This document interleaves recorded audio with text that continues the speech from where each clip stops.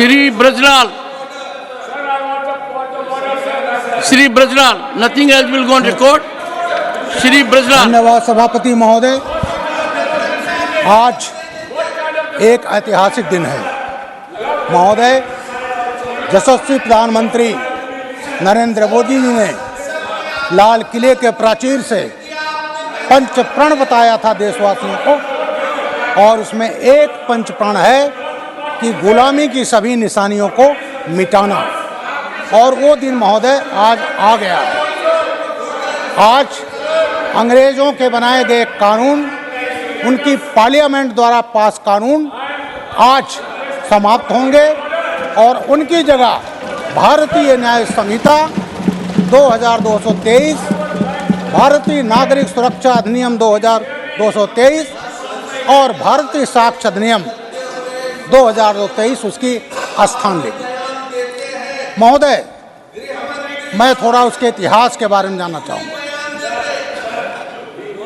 1857 का first war of independence हुआ, उसमें जो शुरुआत हुआ बैरकपुर से और मंगल पांडे जी ने शुरुआत की, और महोदय उनको जो प्रोत्साहन दिया था वो दिया था श्री माता दीन भंगी महोदय। उस समय हमारे वाल्मीकि समाज को हिकारत की दृष्टि से भंगी कहा जाता था, और वहाँ से विद्रोह शुरू हुआ और वो मेरठ तक आ गया। जब धन सिंह गुर्जर ने, जो कोतवाली के इंस्पेक्टर थे, उन्होंने बगावत की शुरुआत की। झांसी में रानी लक्ष्मीबाई, कानपुर में नाना साहब फडणवीस, तात्या टोपे, अवध में बेगम हजरत महल, कुंवर सिंह, उदा देवी, मौलवी हमीदुल्ला, इस तरह से पूरे देश में जो फैला, उनकी नींव जो थी हिल गई। अब उन्होंने सोचा कि किस तरह से भारतीयों को हमेशा गुलाम बनाए रखने के लिए क्या किया जाए। तो महोदय आईपीसी जो उनका था, इंडियन पेनल कोड, वो 1860 में आया, 163 बरस पहले। महोदय उनका था उद्देश्य दंड देना, भारतीय दंड संहिता। और आज जो ये बिल आया है, इसका नाम है न्याय संहिता। हम दंड नहीं दे रहे हैं, न्याय दे रहे हैं। महोदय, भारतीय संविधान बना और लागू हुआ 26 जनवरी 1950। कांग्रेस अपने कार्यकाल में इतने दिन रहे, इन्होंने इन गुलामी की निशान जो थे उनको मिटाने का कोई प्रयास नहीं किया। ये कानून जो आज माननीय अमित शाह जी, माननीय प्रधानमंत्री जी के नेतृत्व में ये लाए हैं, ये तो कब का समाप्त हो जाना चाहिए था, लेकिन इन्होंने कभी इसकी अपेक्षा नहीं की महोदय। उसके बाद अब ये जो कानून है, जो नया कानून हम ला रहे हैं, इसके एक समरी बताना चाहूँगा। सबसे पहले भारतीय न्याय संहिता महोदय, इसमें पहले 511 धाराएं थी और अब कर गई हैं 358। 23 चैप्टर थे, अब हो गए हैं 20, और 22 सेक्शन और सब सेक्शन जोड़े गए हैं, 19 सेक्शन हटा दिए गए हैं। इसी तरह से भारतीय नागरिक सुरक्षा संहिता महोदय 1998 में बना था, सीआरपीसी, और अब वो भारतीय नागरिक सुरक्षा संहिता है। महोदय, जब मैं होम अफेयर्स कमेटी में इस पर डिस्कस कर रहा था, तो कई पुराने कांग्रेस के मेंबर्स ने कहा, साहब ये भारतीय नागरिक सुरक्षा क्या है? नागरिक सुरक्षा मतलब सिविल डिफेंस। हमने कहा नहीं महोदय, सिविल डिफेंस नहीं। ये जो संविधान ने अधिकार दिए नागरिकों को, तो संविधान प्रदत्त जो अधिकार हैं उसी की सुरक्षा के लिए बना है नागरिक सुरक्षा संहिता अधिनियम। महोदय, इसमें कुल 484 सेक्शन थे, 531 सेक्शन अब हुए हैं, और 37 चैप्टर पहले थे, 39 चैप्टर अब कर दिए गए हैं।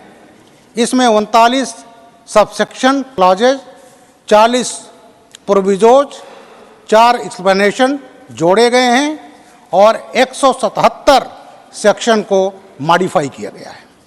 महोदय, इसी तरह से जो अंग्रेजों द्वारा पारित कानून था एविडेंस एक्ट 1872, वो कहलाएगा भारतीय साक्ष्य अधिनियम।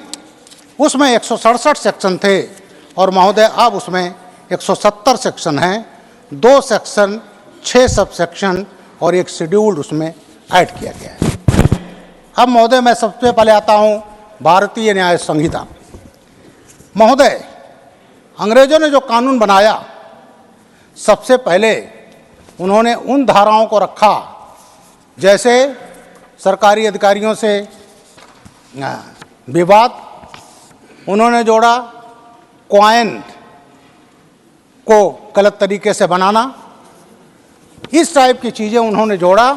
उनको जो सबसे बड़ा अपराध है मानव वध, महिलाओं और बच्चों के साथ व्यभिचार, वो उनके लिए प्रायोरिटी नहीं थी महोदय। इसलिए 302 जो है मानव वध, उसको स्थान मिला 302 पर, और व्यभिचार जो था, बलात्कार था, उसको मिला 376।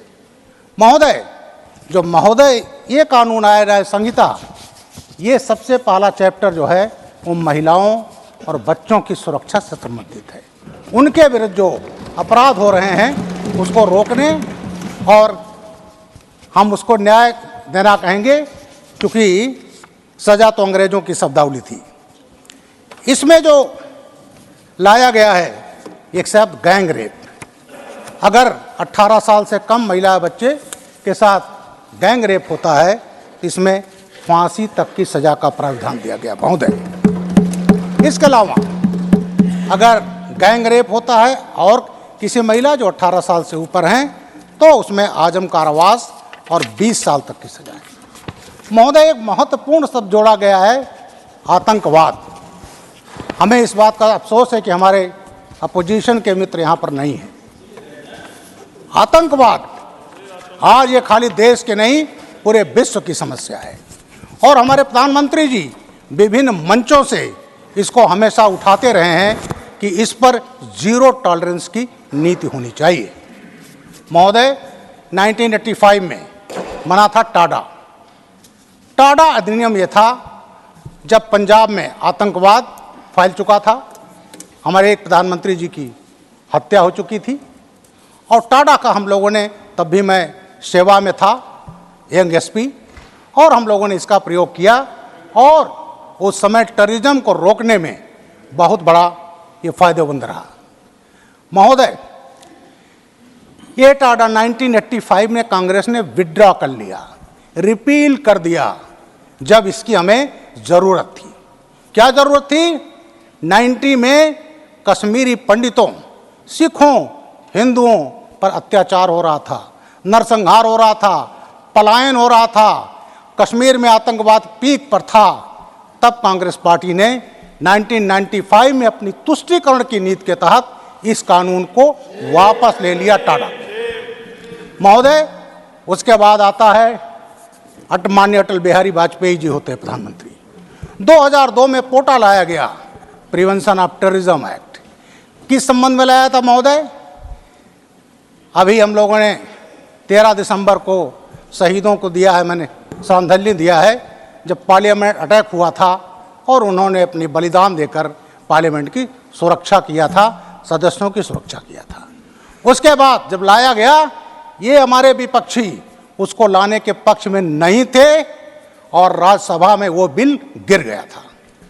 उसके बाद ये तीसरा मौका था भारतीय संसद के इतिहास में, संसदीय इतिहास में, जब ज्वाइंट सेशन में राज्यसभा लोकसभा में पोटा पास हुआ, और पोटा पास हुआ। उसके बाद टेररिज्म पर रुकावट आई, आतंकवादियों में डर पैदा हुआ। लेकिन जैसे ही 2004 में मनमोहन सिंह जी के अंडर में सरकार आती है, वो पोटा वापस ले लिया गया महोदय। उसके बाद जो देश में आतंकवाद फैला महोदय, उसको बहुत ज़्यादा कहने की ज़रूरत नहीं, लेकिन मैं कुछ चीज़ें मैं ज़रूर कहूँगा। एक हमारे कांग्रेसी मित्र भी बैठे थे, अभी वो चले गए। 26/11 जब अटैक हुआ तो बॉम्बे गए, और उन्होंने कहते रहे कि साहब ये तो पाकिस्तानियों द्वारा नहीं किया गया है, ये तो आरएसएस द्वारा किया गया है, बजरंग दल द्वारा किया गया है। महोदय, उन्होंने एक पुस्तक लिखाई अजीज बर्नी से, नाम था 26/11 आरएसएस की साजिश, और वो खुद गए दिल्ली में और बॉम्बे में उन्होंने उसका विमोचन किया। कई पुराने कांग्रेस नेता उन्होंने भी कहा, सबने कहा नहीं साहब इसमें हाथ नहीं है, जबकि कसाब जैसा आतंकवादी पकड़ा जा चुका था और उसे फांसी की सजा हुई। महोदय, जो देश में ब्लास्ट हुए, जिसमें यहाँ का दिल्ली में सरोजनी नगर, पहाड़गंज, बटला हाउस, यहाँ का high court, Jaipur blast, Ahmedabad blast, 26 जुलाई 2006 को बॉम्बे में train blast, serial train blast, 209 मारे गए थे। और उसके अलावा ओपेरा हाउस ब्लास्ट, बंगलुरु में ब्लास्ट, हैदराबाद में गोकुल चाट, बुद्धा मंदिर ब्लास्ट, मोदी जी के रैली में पटना में ब्लास्ट 2013, यूपी के कचहरी ब्लास्ट, महोदय काशी में 3 ब्लास्ट। ये तमाम जो ब्लास्ट हुए ये उसी समय ये यूपीए सरकार की देन थी। और दुखद ये था कि कानून समाप्त कर दिया गया था और आतंकवाद रोकने के बजाय ये कांग्रेस पार्टी अपनी तुष्टीकरण के नीति में इसको एक भगवा आतंकवाद का एक शब्द दिया अपनी तुष्टीकरण के लिए, जिससे वो पावर में आ सकें। लेकिन आज पूरा देश देख रहा है कि आज कांग्रेस का पूरे देश से सफाया हो रहा है। महोदय, दूसरा मैं कहना चाहता हूं ऑर्गेनाइज क्राइम। महोदय, ये ऑर्गेनाइज क्राइम, ये तमाम माफियाज हैं, हर स्टेट में है, उनकी पैरेलल इकोनॉमी है और उस पैरेलल इकोनॉमी के लिए, उसको क्रश करने के लिए उनको कानून के कटघरे करने में कोई कानून नहीं था। महोदय, कुछ जगह स्पेशल एक्ट थे, जैसे उत्तर प्रदेश में उत्तर प्रदेश गैंगस्टर एक्ट, महाराष्ट्र में मकोका, उसका इस्तेमाल हुआ। और उत्तर प्रदेश में योगी आदित्यनाथ के कार्यकाल में आप देख रहे होंगे जितने माफिया सब जेलों में हैं। इसके अलावा उनकी संपत्तियां हजारों करोड़ में हैं, उसको कन्फिस्केट किया गया है। और आज उसी का कारण है कि जब एक शांति व्यवस्था की स्थिति पैदा होती है आदर्श, और तब निवेश आता है। उत्तर प्रदेश में पिछले साल 36 लाख करोड़ का निवेश आया। आज भारत में निवेश ही निवेश है। महोदय, जब यहाँ आतंकवाद था, ब्लास्ट होते थे, तो विदेशों से एडवाइजरी जारी होती थी, भारत सुरक्षित देश नहीं है। और जब ऐसी स्थिति आती थी तो यहाँ विदेशी निवेश करने नहीं आता था, टूरिज्म नहीं आता था, हमारी टूरिज्म इंडस्ट्री थी बैठ गई थी। महोदय, आज मोदी जी के नेतृत्व में आतंकवाद पर, ऑर्गेनाइज क्राइम पर जीरो टॉलरेंस की नीति है। इसीलिए हमारी अर्थव्यवस्था पूरे दुनिया में ब्राइट स्पॉट है। आज हमारी ग्रोथ जो है 7.6% है। महोदय, उसका सबसे बड़ा कारण है यहाँ आतंकवाद के प्रति जीरो टॉलरेंस और क्राइम के प्रति जीरो टॉलरेंस, उसकी व्यवस्था की गई है। अब महोदय, मैं बताना चाहूँगा अपनी महिलाओं के बारे में। एक अपराध बहुत होता है चेन स्नैचिंग, पर्स स्नैच कर लिया, चेन स्नैच कर लिया, और इसके लिए कोई स्पेसिफिक आईपीसी में धारा नहीं थी। और उसमें क्या होता था, कभी चोरी में लिख दिया, कभी वहाँ गए अच्छा खाली लिख कर दे दो। लेकिन अब उसके निदान के लिए, स्नैचिंग के लिए आईपीसी में एक अलग धारा लाई गई है। महोदय, ये स्वागत योग्य है। अब आता हूँ मॉब लिंचिंग। मॉब लिंचिंग के बारे में हमारी विरोधी पार्टियाँ बहुत हल्ला करती हैं, और कहीं अगर वो बीजेपी शासित राज्य में हो गया तब तो उनका कोई जो है वो छत पर से चिल्लाते हैं, अरे यहाँ तक कि आदिवासी को नहीं, बैकवर्ड को वो दलित बना देते हैं। मुझे मालूम है एक केस में हुआ था, मेमुला केस, ऐसा हल्ला किया उन्होंने। तो ऐसी पार्टियां जो मॉब लिंचिंग के बारे में चिल्लाती तो बहुत थी, लेकिन कांग्रेस पार्टी रूल की कभी कोई कानून नहीं लाया। महोदय, मॉब लिंचिंग की जो घटनाएं हुई 1984, जब यहाँ सिखों पर अत्याचार हुए, खासकर दिल्ली में और प्रदेश में हुए, 3000 लोग मारे गए तो क्या था, मॉब लिंचिंग था। उस पर ये नहीं बोलेंगे महोदय। और तो और इनके पार्टी के नेता शामिल थे, उनको कानून के कटघरे में भी महोदय इन्होंने खड़ा नहीं किया। इनके कार्यकाल में दंगे होते महोदय, बड़े बड़े दंगे हुए। मैं तो उत्तर प्रदेश कैडर का IPS अफसर रहा हूँ। वहाँ पर 1980 में मुरादाबाद दंगा, 87 में मेरठ दंगा, आसाम में नेली दंगा, दुनिया भर में दंगे फसाद होते थे, मॉब लिंचिंग, लेकिन इन्होंने कोई उसकी व्यवस्था नहीं की। कश्मीर में तो कहने की ज़रूरत नहीं है। और ये मॉब लिंचिंग पर कभी ये कानून नहीं लाए, क्योंकि ये हमेशा तुष्टीकरण की राजनीति करते हैं। और आज मैं गृहमंत्री जी का धन्यवाद करता हूं कि इन्होंने मॉब लिंचिंग जैसा एक कानून लाया। इसके बाद death cause by negligence and rash driving, महोदय अंग्रेजों के समय में कानून बना, धारा 304A। गाड़ियां उन्हीं के पास थी, बड़े बड़े जमींदारों राजाओं के पास थी। तो ये हुआ कि 2 को मार दो, 4 मर गए एक्सीडेंट में, सजा थाने से ही अवेलेबल था, 2 साल की सजा थी केवल। अब महोदय इसको काफ़ी कड़ा किया गया है। अब 2 साल से 5 साल तक की इसमें सजा दी गई महोदय। एक सबसे महत्वपूर्ण जो लाया गया है कम्युनिटी सर्विस।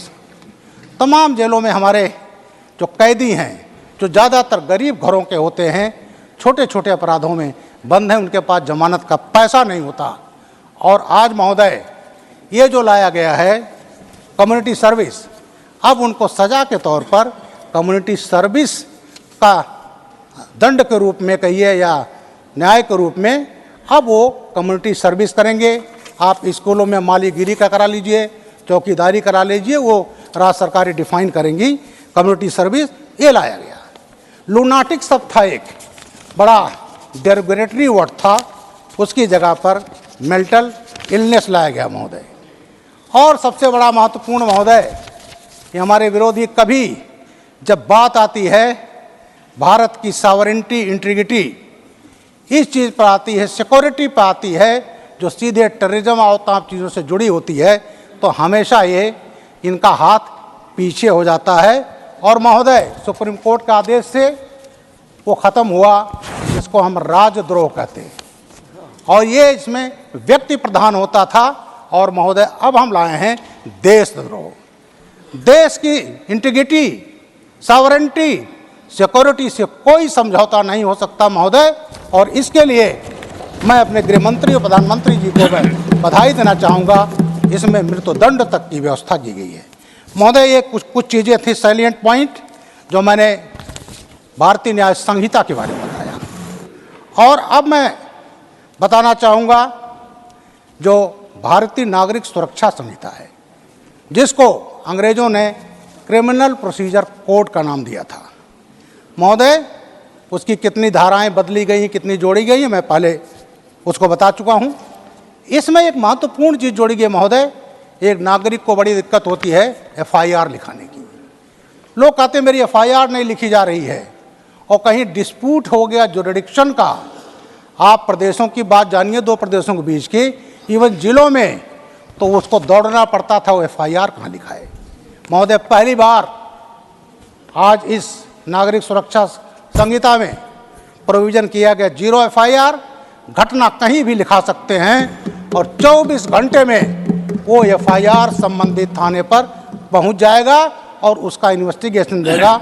इससे महोदय, इससे बड़ी राहत क्या हो सकती है, जो पहली बार इस कॉन्सेप्ट को कानून में लाया गया महोदय। FIR को इलेक्ट्रॉनिक तौर पर दर्ज करने का प्राविधान किया गया है। और महोदय एक अडल्ट्रेशन जो है, फूड, ड्रग, ये बहुत महत्वपूर्ण है।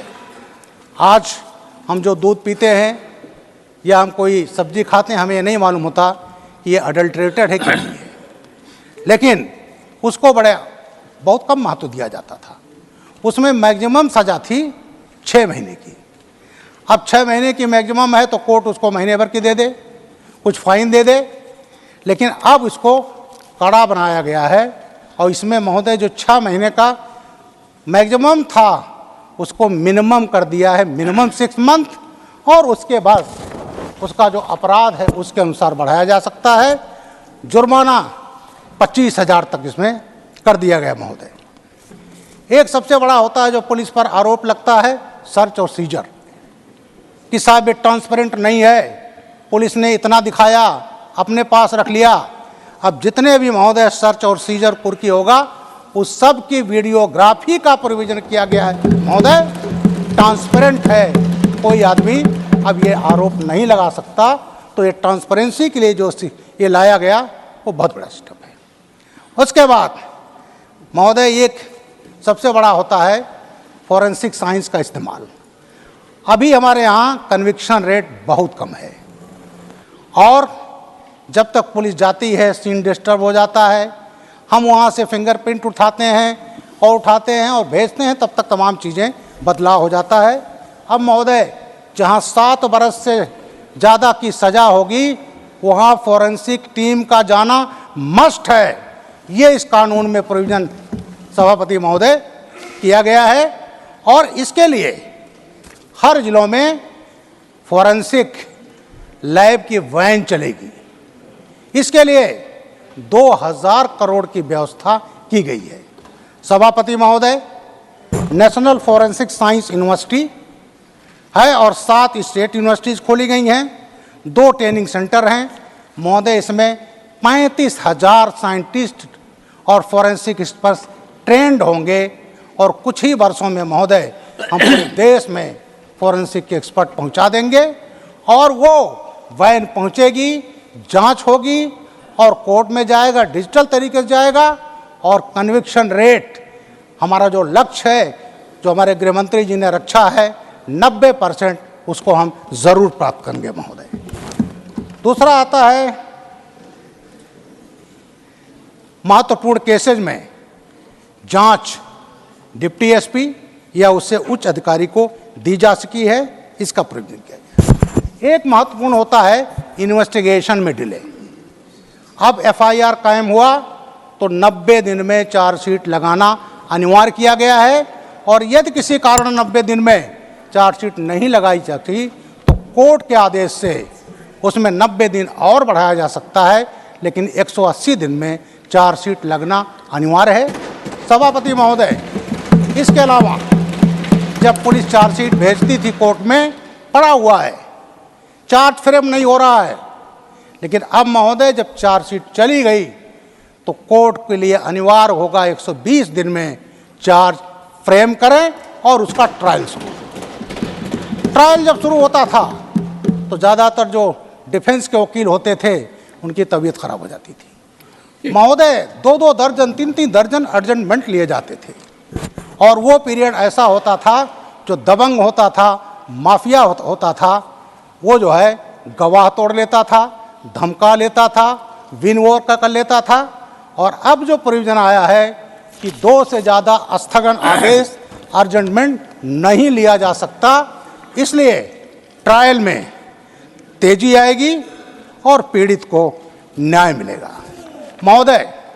कोर्ट्स में केस की सुनवाई खत्म हो गई, जजमेंट रिजर्व्ड पड़ा हुआ है।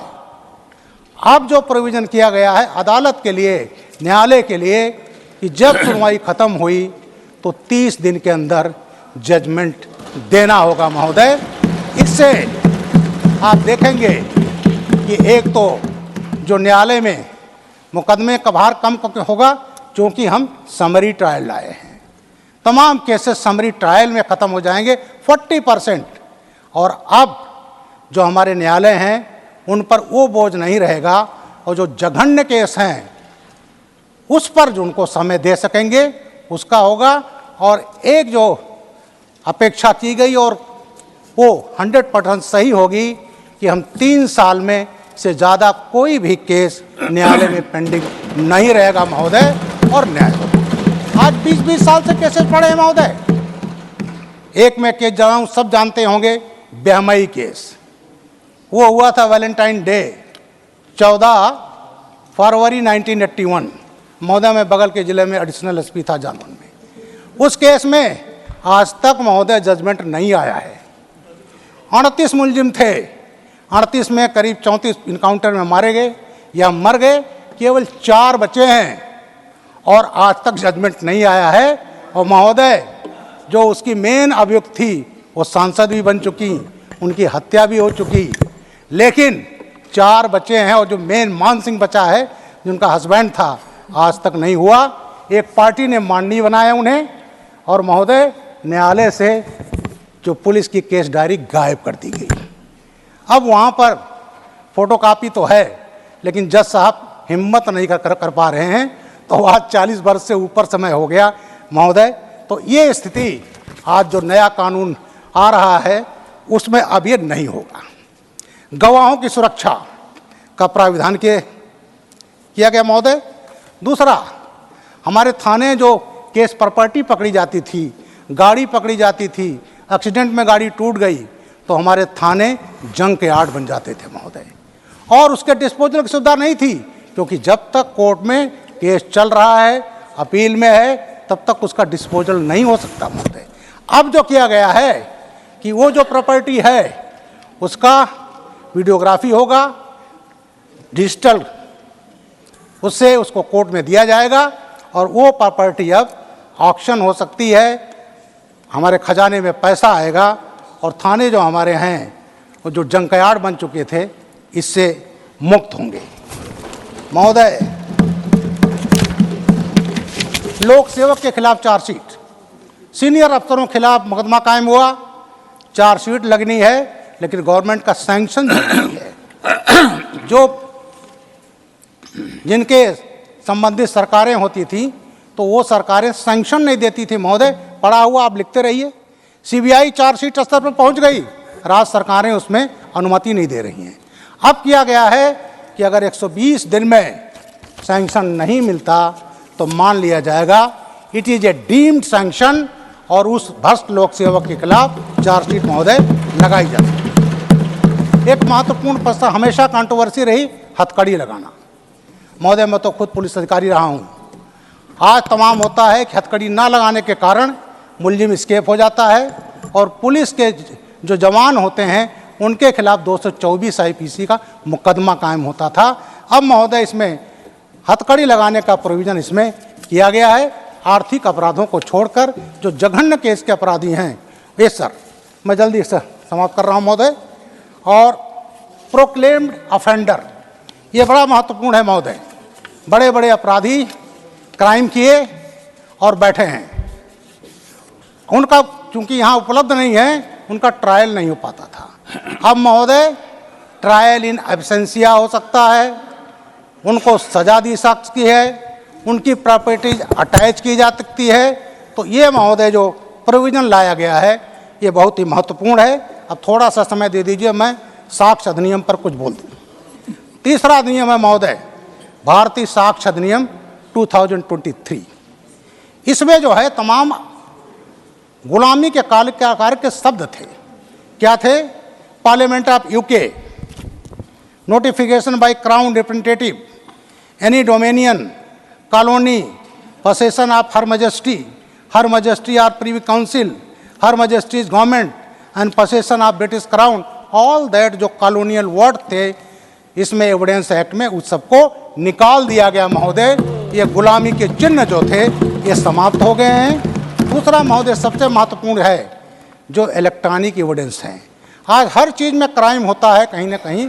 टेलीफोन, सबसे पहले हम टेलीफोन की, मोबाइल की ही बात करते हैं कि वो मिल जाए तो उसको हम एनालाइज करके मुलजिम तक जितने लोग उसमें शामिल हैं पहुंच सकते हैं। उनको सबको दस्तावेज की श्रेणी में लाया गया महोदय, और साथ ही साथ कि जो हमको एविडेंस मिलेगा वो सेकेंडरी होगा, तो उसमें कोई घपला ना हो उसके लिए भी व्यवस्था की गई है। और ये किया गया है, उसका एक अधिकारी होगा और वो जो होगा उसको देखेगा, सर्टिफिकेट देगा, तब कोर्ट में उसमें मान्यता होगी। महोदय आपने समय दिया, बहुत बहुत धन्यवाद महोदय। आज ऐतिहासिक दिन है और हम सभी उस इतिहास के हिस्सा बन रहे हैं। और महोदय मैं तो एक गरीब घर में पैदा हुआ था और आज उस गरीब घर के बच्चे को आज न्यायालय में इसमें इस महत्वपूर्ण ऐतिहासिक दिन पर बोलने का मौका दिया महोदय, और इसके लिए ये मेरे लाइफ का सबसे महत्वपूर्ण दिन है। उस दिन भी था मेरे जब मुझे चेयरमैन बनाया गया था होम अफेयर कमेटी का। इसलिए महोदय मैं बहुत बहुत आपको धन्यवाद देता हूँ, इस बिल पर मौका दिया। और प्रधानमंत्री जी को और माननीय गृह मंत्री अमित शाह जी को मैं बहुत बहुत बधाई देता हूं।